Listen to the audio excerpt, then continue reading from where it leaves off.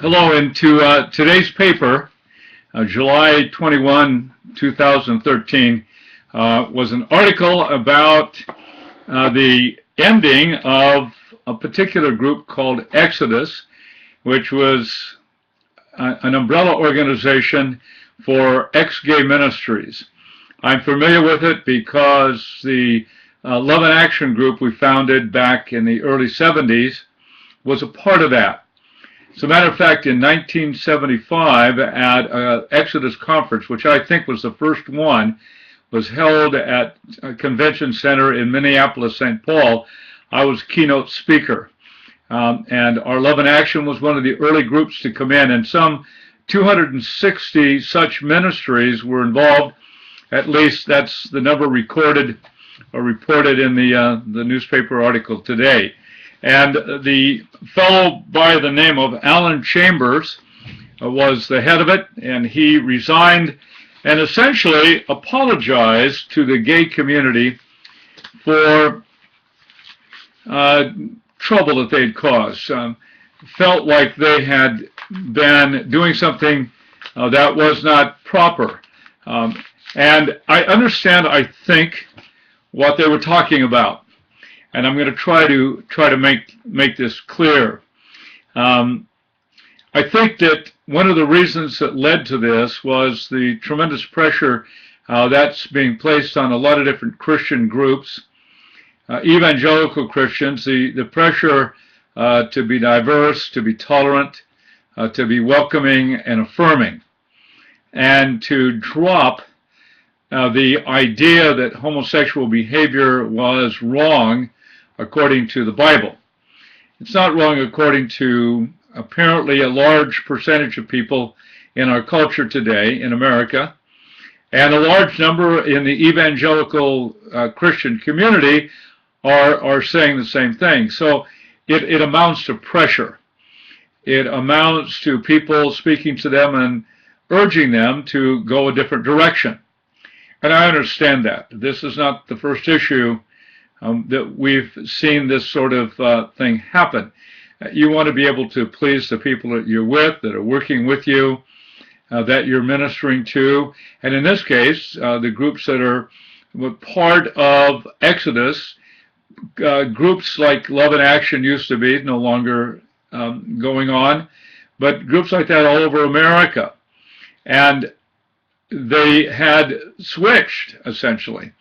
That they had become welcoming and affirming. At Miller Avenue Church, where I am pastor, we welcome but do not affirm that particular behavior. And so that's the way that we look at that. And so I want to make a couple of comments about that. There's a little process that goes on called synchronization. You join with the community, you join with the culture, and you absorb and acclimatize yourself to those things that go on. I'm going to be speaking in another video in a little while about Santeria, the West African worship of the Orishas.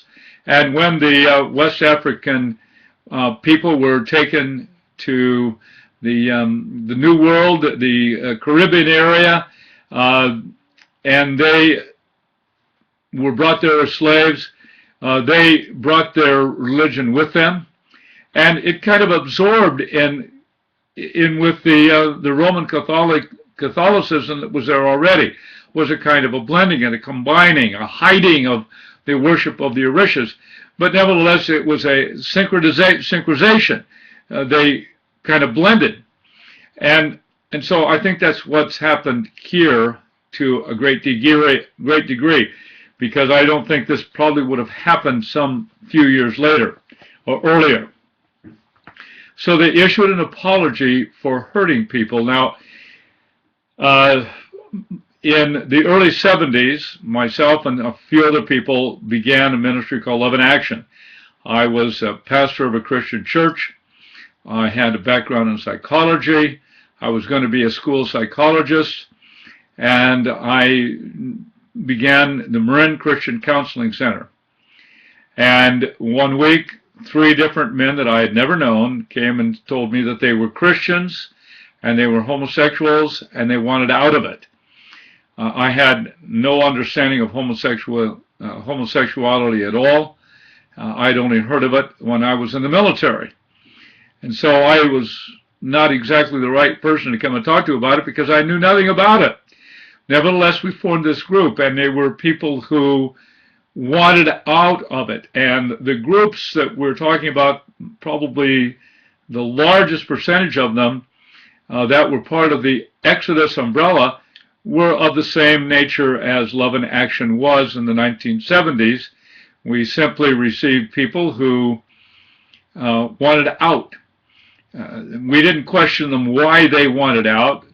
You know how it is. Almost everybody says they're born that way or they were raised that way or something. How many people have told me that they'd never had a heterosexual thought in their life and later on became so? Matter of fact, my doctoral thesis was a marriage manual for former homosexuals. We had so many people coming to us that wanted away from it. I had written a couple of books about it, one called The Third Sex ? The other called The Gay Theology. I have 2 more books getting ready to come out, The Third Sex Revisited, and also The Marriage Manual for Former Homosexuals, which our Earthen Vessel Publishing will bring out in ebook form and probably print on demand as well. But it became pretty evident that people got introduced to the gay life one of 3 ways. One, their earliest ideas that they had about themselves were homosexual. Secondly, that their first sexual experience, maybe at age 7, maybe at age 9, maybe at age 13, 15, but was of a homosexual nature. And third, due to what we call institutionalized introduction to homosexuality, let's say in a school for boys or girls exclusively, in the military, in prison was a common thing. I spent 30 years as a volunteer at San Quentin Prison. I ran into a lot of people, a lot of them, who were introduced to homosexuality that way. Now, the older you are that you're introduced to homosexuality, the easier it is to make a break, to get out of it. Excuse me, got to have some coffee. And when it's your first experience, let's say at age 15, well, you've crossed a boundary there. It makes it more difficult to get out of. When you have that like onset from birth almost identity as somebody who is gay, maybe treated that way by a parent who wanted a boy gets a girl, treats a girl like a boy, or the reverse. But there's all kinds of ways that this takes place. And the earlier the homosexual identity, the more difficult it is to get out of. But long years of understanding of this, there were many people, in fact hundreds that came to us, who simply wanted out. We did not engage in any kind of reparative theology or treatment, none of the above. But if they wanted to be able to talk about it and deal with it, and that's what we did, and some did. Some came out. Some had struggles.